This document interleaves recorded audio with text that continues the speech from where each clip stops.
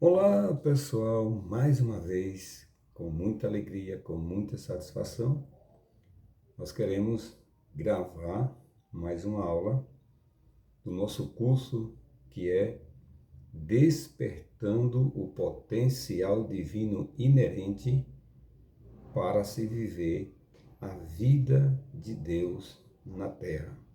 Então não esqueça desse tema.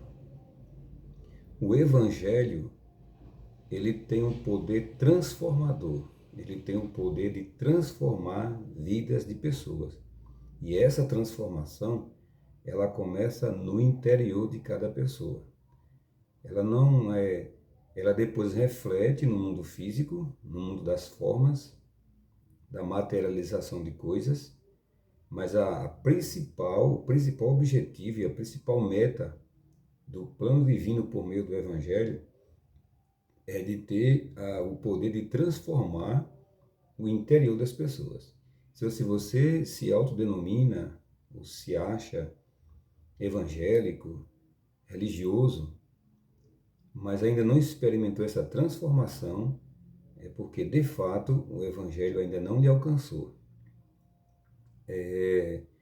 Se você é uma pessoa que se diz evangélica, religiosa, participa de alguma igreja, né, e ainda convive, tem dificuldade de lidar com o seu interior, ainda se sente frustrado, medroso, se sente com raiva, se sente estressado, se sente com alguns desses sentimentos e sensações negativas, né?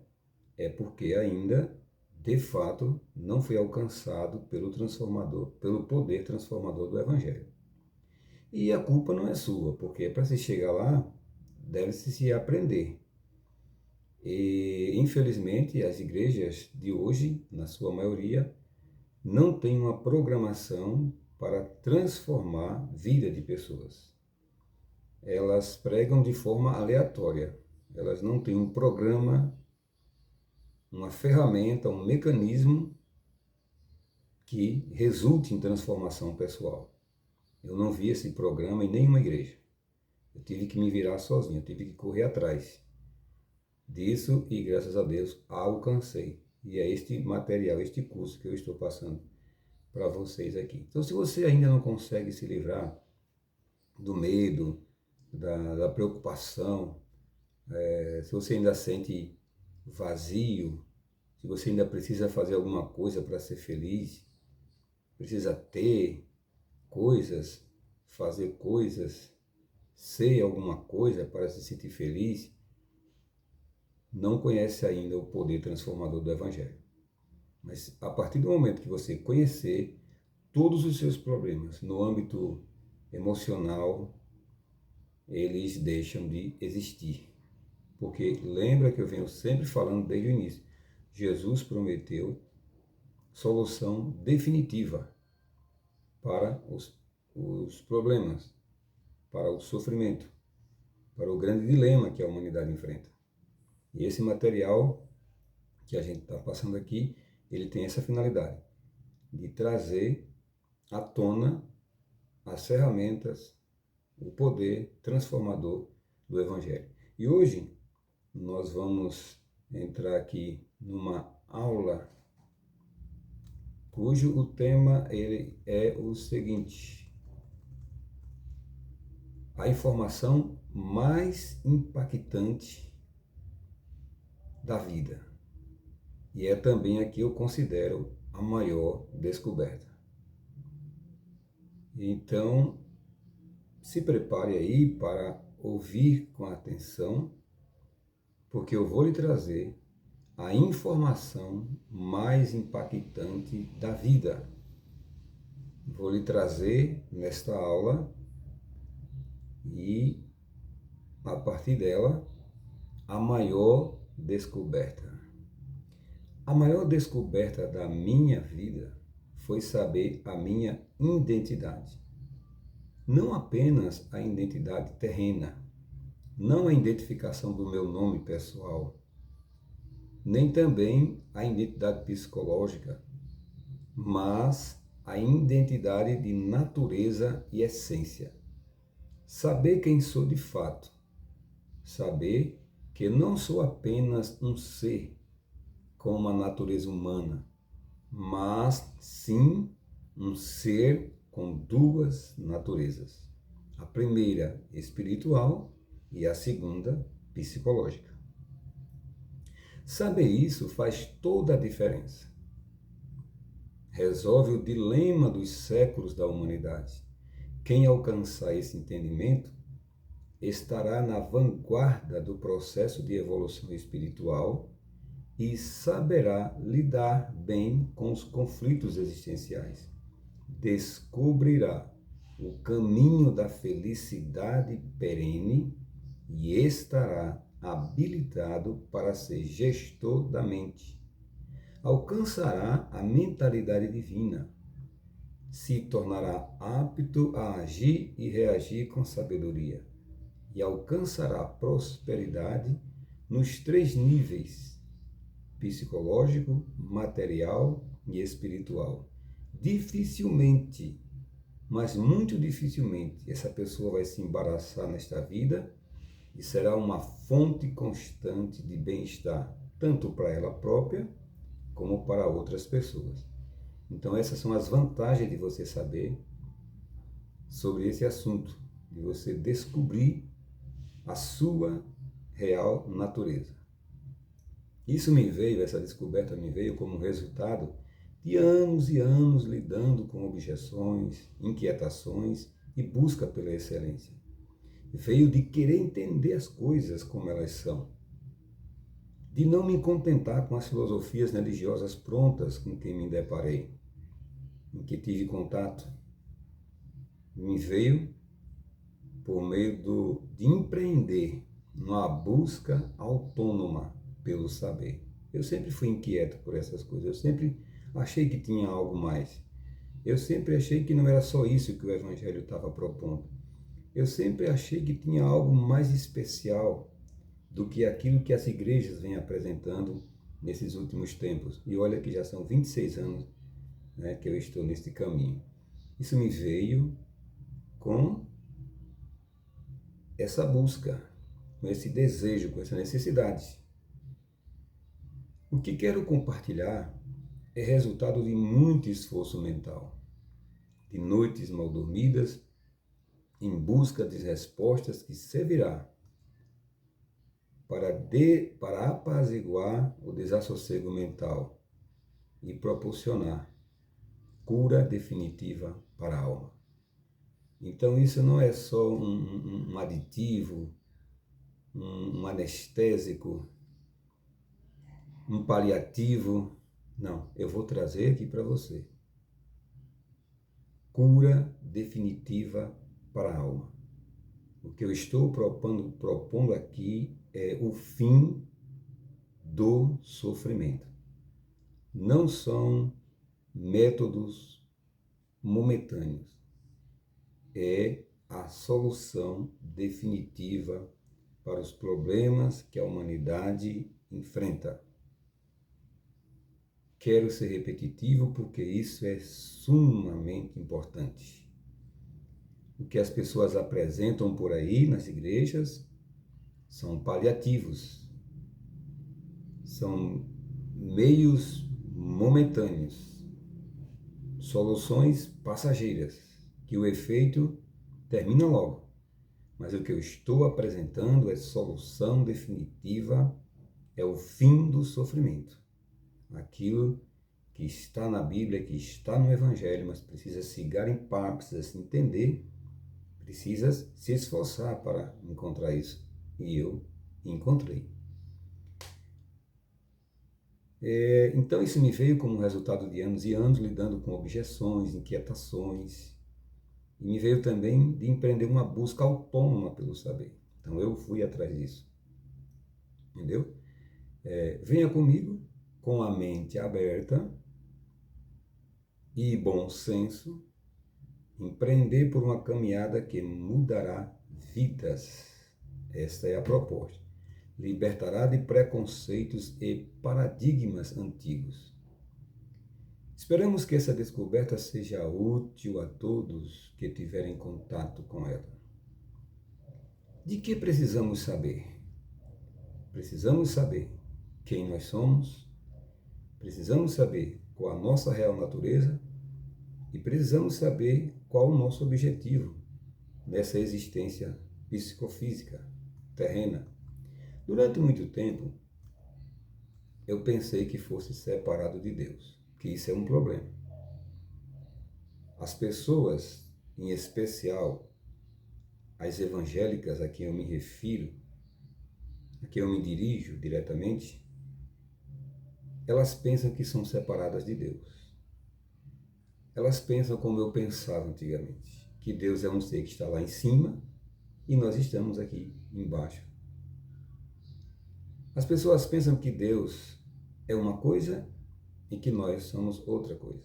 Nós somos meramente criaturas de Deus. É assim que é o pensamento antigo, pensamento arcaico, fruto de má interpretação dos textos da Bíblia. Então elas pensam assim: Deus está longe e eu estou aqui. Deus está lá em cima e eu estou aqui. Então, de vez em quando eu dou um grito, ele vem e me acode. De vez em quando eu dou um grito, ele vem e me ajuda. Mas não é assim. Deus não está separado de você. Você vai entender se você tiver paciência. E achar que Deus está longe e você está aqui, achar que Deus está em cima e você está aqui embaixo, é um problema. Mas agora eu sei que isso não é verdade. E que Deus e eu somos um. E isso não significa que eu seja Deus no sentido arrogante da palavra. Significa que sou o que Deus é e Deus é o que eu sou. Significa que de fato fui feito à imagem e semelhança de Deus e você também. Ora, a própria Bíblia diz que Deus é vida. Né? Jesus falou: eu sou a ressurreição, eu sou a verdade, eu sou a vida. Vamos analisar. Se Deus é vida e eu estou vivo, então só existe vida porque Deus existe. Então, eu só estou vivo porque Deus existe. Mas Deus existe onde? Fora de mim? Não, existe dentro de mim. Essa respiração, este hálito que possibilita a minha existência física animada, ela só pode existir porque Deus existe. E onde Ele existe? Dentro de nós. Onde está o Espírito de Deus? Em nós. O entendimento antigo achava que Deus estava longe e separado. O novo entendimento, através de Jesus, diz que Ele veio e fez em nós morada. Diz que nós somos o templo do Espírito de Deus. Então Deus não está separado de nós, Ele está dentro de nós. O próprio Jesus falou que o reino de Deus está onde? Fora. Não, está dentro de nós. Então onde é que Deus está? Dentro de nós. O que é que a Bíblia diz? Que nele, isto é, em Deus, nos movemos e existimos. Então, se você se move para qualquer lugar, se move porque você existe em Deus e porque Deus existe em você. Se você respira, o que torna possível respirar é a existência de Deus dentro de você. Então nós existimos em Deus e Deus existe em nós. Então nós não estamos separados, pelo contrário. Quando Ele se separar, quando Ele tirar o seu espírito de nós, o que resta? A carne tomba, vai apodrecer, se decompor, e como existência física você já era. Então, Deus não está separado de nós, como pensavam os antigos, aqueles que ainda não tinham alcançado a revelação. Hoje nós sabemos que Deus existe em nós, está dentro de nós e que a gente só existe por causa disso. Aí você não terá mais necessidade de fazer as coisas que fazia no passado, mas você vai entender isso mais para frente. Então, se depois de descobrir que a divindade habita você, como você já descobriu, e aí um pequeno inseto te derrubar com febre, ou grandes problemas te paralisar, saiba que ele apenas se aproveitou de um descuido e que temporariamente parece ter lhe vencido. Mesmo assim, isso não anula a sua natureza essencial. Os problemas, os conflitos mentais não podem anular a sua natureza essencial. Você continua existindo em Deus, você continua sendo o que Deus é. E Deus continua sendo o que você é, nesta forma humana. E Deus continua dentro de você. Essa verdade essencial não pode ser anulada, mesmo quando você se sinta incapaz diante de grandes obstáculos. Mas o poder existe em você. A solução para os problemas continuará existindo dentro de você. Então, logo, ao trazer à consciência sua real natureza, você irá se recompor e passará a entender que tudo isso apenas tocou a sua alma individual, o seu corpo físico. Entretanto, o seu eu divino, aquilo que de fato você é, permanecerá inviolável, inatingível. E ao recobrar essa consciência, você vai se recompor e verdadeiros milagres acontecerão. Então, quando você se der conta de quem você é, um milagre vai acontecer na sua vida. Você vai ver isso, você vai sentir isso, você vai perceber isso. O ser superior e o ser inferior. Então, nós habitamos nesses dois polos, nessa dualidade. O ser inferior, aquele que se comunica, aqui o que eu chamo de ser psicofísico, e o ser superior, que é o espírito, que é a sua natureza essencial, que é de onde você veio e para onde você vai. Tudo isso faz parte do seu ser, compõe o seu ser. Mas, infelizmente, algumas pessoas vão passar por toda a existência aqui na Terra sem saber quem de fato são, ou conhecendo apenas uma parte do seu ser. Se alguém lhe perguntar quem é você, que resposta você daria? Como você se define? Sua definição seria baseada apenas no ponto de vista físico e mental? Não é isso? E é por aí que todo mundo procura se definir. Mas você já se fez a pergunta acerca da sua origem? E do porquê você existe? Algumas vezes já se pegou pensando assim? Essas perguntas já lhe incomodaram? A mim me incomodaram por muito tempo. E por isso que eu fui atrás. Porque eu sempre acreditei que havia algo mais. Sempre acreditei que a proposta não era só aquela que eu estava vivendo. Eu sempre via pessoas dentro das igrejas passando pelos mesmos problemas que os outros humanos que não são da igreja passam. Eu sempre vi e vejo pessoas dentro das igrejas que enfrentam os dilemas da vida da mesma forma que aqueles que não são crentes passam. E isso não está certo. Isso está errado. Isso é uma disfunção. Porque nós fomos chamados para um propósito muito maior do que aquilo que estamos vivenciando.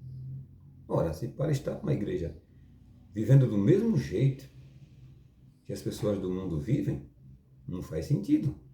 Tem algo muito maior, muito mais especial para ser vivido e experimentado dentro das igrejas do que aquilo que não tem, obviamente, no mundo. Então, veja bem, eu não estou falando de anatomia humana, antropologia, biologia ou ciência alguma, mas eu estou falando de natureza, essência, origem, no âmbito místico, espiritual e ultradimensional. A maior descoberta da minha vida, e também a que considero a mais importante, foi a descoberta das naturezas, ou seja, das duas naturezas, a humana e a divina, que faz parte do meu ser e do seu ser também. Foi a procedência de todo ser humano. Então, a minha maior descoberta foi a procedência de todo ser humano e o saber que o ser humano ele tem duas naturezas. Natureza divina e a natureza humana. O ser superior e o ser inferior. A primeira natureza e a segunda natureza. Mas, infelizmente, tem pessoas que só vivem na segunda natureza, que é a que ele adquiriu ao entrar aqui. E nunca chegará na primeira natureza, que é a verdadeira natureza dele. Mas você está sendo convidado a se transportar, a despertar para a sua outra natureza, que é maior do que essa, que é a natureza espiritual. É a natureza essencial, a natureza divina. É para lá que nós vamos. Né? Como eu disse aqui, algumas pessoas, infelizmente, passam pela vida toda e não despertam o seu lado essencial e a sua natureza primordial permanece adormecida, infelizmente. Qual o perigo? Em que isso implica? Qual o perigo da pessoa viver só na natureza humana? Qual o perigo dela nunca acessar a natureza divina? O perigo, e o que é que isso implica? Ora, continuar ao longo da existência se debatendo em conflitos existenciais, sem suporte para encarar as complexidades da vida. Muitos crentes medrosos, muitos crentes paralisados pelos problemas, muitos crentes doentes de doenças psicossomáticas, muitos crentes se debatendo sem saber como sair como reagir, como superar os conflitos, suscetível a fracassar diante até mesmo dos menores desafios da vida. Muitos crentes entrando em desespero, se sentir incapaz de lidar e superar os desafios. Auto-julgamento de impotência. Tem um potencial inerente divino ilimitado, mas ele se sente impotente, porque ensinaram a ele que ele é só isso, que ele é meramente um ser humano. Quantas vezes você não já ouviu que o homem é uma folha seca que caiu no chão? Quantas vezes você não viu que o homem é uma flor que pode murchar, que o ser humano é isso? Mas o ser humano não é só isso, gente. Tem muito mais coisas que compõem o ser humano. Ele tem duas naturezas. Uma humana e uma natureza essencial divina. Na verdade, a humana é muito fraca. Mas o que torna a gente forte é a primeira natureza. E se a gente habitar nela, aí os milagres começam a acontecer. Então, o que é que implica? Dependência crônica, constante irritação e melancolia, destinado a ter uma vida medíocre. Você conhece alguém que anos e anos é a mesma coisa? Que nunca cresceu 1 centímetro, que nunca desenvolveu sua espiritualidade, que você encontra ela daqui a 10 anos, ela está a mesma ou até pior do que quando você a conheceu, não desenvolveu sua espiritualidade, não acessou sua essência divina. Então, esse fato se dá pelo pensamento de que não tem recursos para encarar e suplantar obstáculos, vivem acuados, sem perspectivas, presos a padrões dominantes, incapacitados de evoluir, angustiados, vítimas de padrões de pensamentos limitantes, sem perspectivas de desenvolvimento. Esse é o alto preço que tem de pagar pela ignorância sobre o seu ser. Alguns até precisam entorpecer a mente, de certa forma, para encarar a vida sem sentido. Precisam fugir dos conflitos existenciais para não serem consumidos, mas não sabem como fugir. Acabam caindo em armadilhas de vícios, ou até mesmo de uma religião com rituais e práticas que provocam em sua mente alguma sensação passageira de conforto.